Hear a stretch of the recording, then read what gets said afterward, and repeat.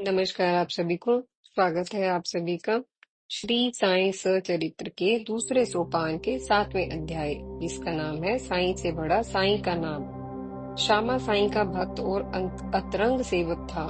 उसकी साईं से बड़ी आस्था थी। श्यामा के छोटे भाई बापाजी सावली विहीर के निकट रहते थे। उनकी पत्नी एक बार प्लेग का शिकार हुई। तीव्र ज्वर के साथ उसकी जांघ में 2 गिठलियां भी हो गई। बापाजी दौड़कर श्यामा के पास पहुंचे और उसे सहायता के लिए साथ चलने को कहा। श्यामा का तो एक ही ठोर था। वह तुरंत साईं बाबा के पास गया, उनसे मदद की प्रार्थना की तथा स्वयं बापाजी के साथ जाने की आज्ञा मांगी। बाबा ने कहा, रात बहुत हो चुकी है, इस समय तुम कहाँ जाओगे? खुद ही भेज दो। ज्वर और गिल्टी की फिक्र न करो, अल्लाह मालिक है, सब ठीक करेगा। तुम सुबह जाना और शीघ्र ही लौट आना। श्यामा को उदी के चमत्कार और साईं की शक्ति में पूर्ण विश्वास था, किंतु इस नाजुक घड़ी में बापाजी और उनकी पत्नी के निकट वो भी रहते तो दोनों को ढांढस बर्दाश्त रहता। गिल्टी वाला प्लेग था, आखिर पूर्ण स्वास्थ्य के लाभ में 2-3 दिन लग भी सकते थे, मगर बाबा ने सुबह जाकर शीघ्र ही लौटने का आदेश दे दिया था। यह बात श्यामा को दुखी कर रही थी।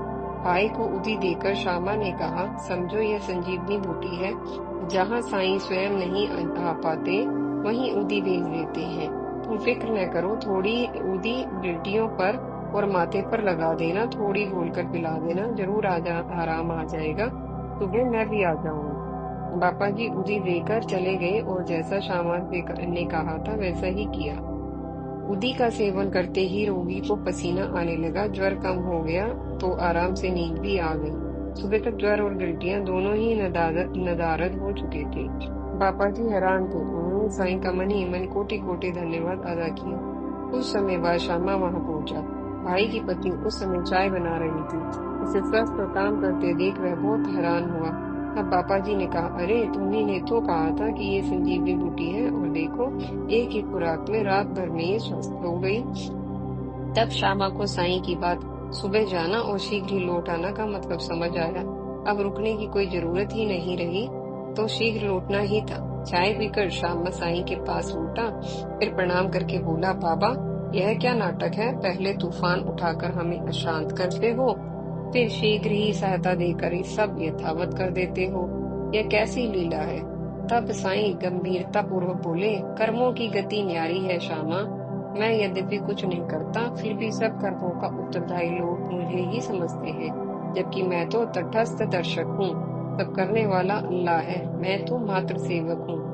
अभिमान त्याग कर जो स्वयं को कृतज्ञ समझता हुआ उस पर विश्वास करेगा, वह सब कष्टों से ही नहीं, आवागमन से भी मुक्त हो पाएगा। साईं का ज्ञानोपदेश प्रेम में मगन श्यामा को क्या समझ आता?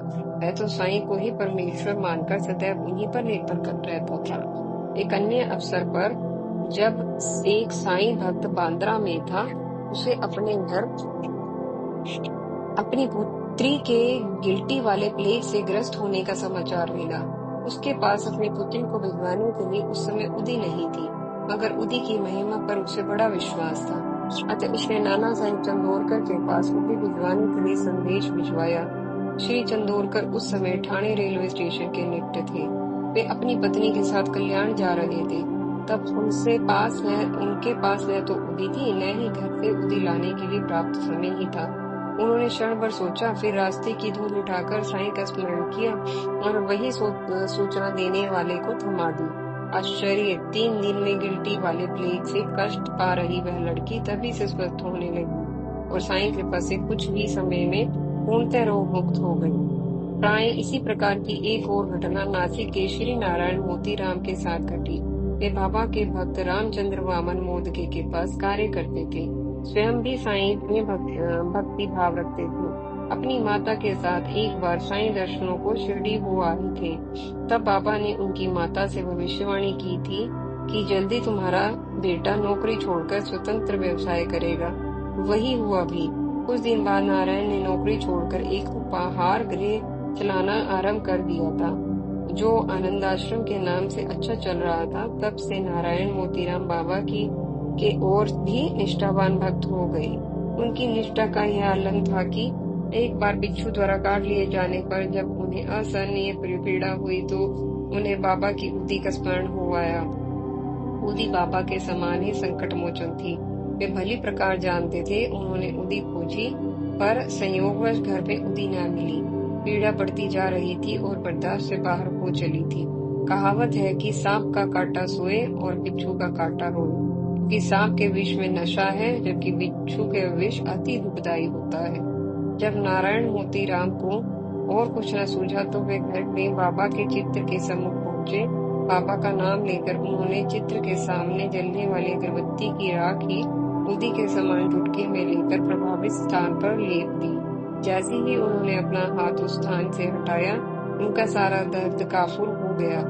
कुछ ही मिनटों में बिच्छू निष्क्रिय हो गया। तब नारायण मोतीराम के ने अत्यंत श्रद्धा और कृतज्ञता से बाबा को प्रणाम करते हुए धन्यवाद दिया। विश्लेषण: श्री हेमांड पंत ने अपने ग्रंथ श्री साईं सच्चरित्र में उदी की अच्छी आध्यात्मिक व्याख्या की है। उनके अनुसार उदी वितरण द्वारा बाबा यह शिक्षा देते हैं कि अंगारे के समान आकर्षक दिखाई पड़ने वाला संसार वस्तुतः राख के समान निसार है। हमारा तन भी ईंधन के समान है, जिसे अंततः भस्म में परिवर्तित हो जाना है। ब्रह्म सत्य है, जगत मिथ्या है। इसीलिए जब वे तरंग में होते थे तब मधुर स्वर में गाते थे, रमते राम आओ जी उदिया की गोनिया लाओ जी। उदी वस्तुतः वहाँ साईं का प्रत्यक्ष प्रतिनिधित्व करती थी। जहाँ साईं स्वयं प्रत्यक्ष नहीं होते थे, जो साईं मात्र आशीर्वाद देकर कर स्पर्श करके स्वप्न में आकर अथवा इच्छा मात्र से ही पीड़ित को सुख पहुंचा सकने में समर्थ थे, उन्हें भला किसी उदी की क्या आवश्यकता थी। साईं कृपा किसी राह की मोहताज नहीं थी। तर्क कुशल व्यक्ति आग और राख के कितने ही सांकेतिक अर्थ निकाल सकता है, किंतु सत्य यही है कि साईं की प्रतिनिधि उदी थी। साईं के शक्ति प्रयोग का माध्यम उदी थी। प्रभाव उदी में नहीं, उस आत्मबल में था जो उदी के पीछे कार्य करता था। उस विश्वास में था जो उदी प्रयोग करने वाले में होता था। तभी तो अगरबत्ती की राख और रास्ते की मिट्टी भी उदी ही के समान संजीवनी बूटी सिद्ध हो गई। जब हम अपना सब कुछ दूसरे पर छोड़ देते हैं, तब हम चिंता मुक्त हो जाते हैं और दूसरे का उत्तरदायित्व बढ़ जाता है।